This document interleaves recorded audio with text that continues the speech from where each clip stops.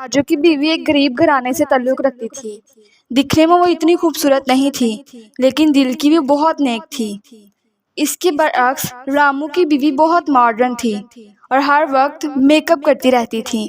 सीमा सारे घर के काम करती और नूरी कभी मेकअप करती और कभी दोस्तों के साथ बाहर चली जाती। सीमा की सास सीमा से बहुत प्यार करती थी।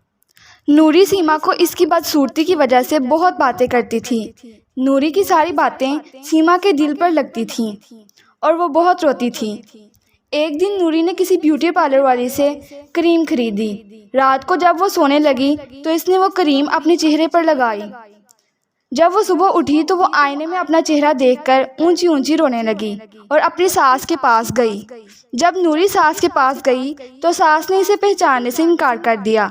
जब नूरी ने इसे सारी बात बताई तो वो समझ गई और इसने कहा, ये सब उसी का नतीजा है कि जो तुम सीमा को उसकी बदसूरती की वजह से बातें करती हो।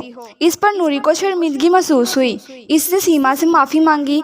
सीमा ने नूरी को माफ़ कर दिया। इसकी सास ने इसे एक क्रीम दी। इसने इसको लगाया तो नूरी का चेहरा बिल्कुल ठीक हो गया और वो सब हंसी खुशी रहने लगे।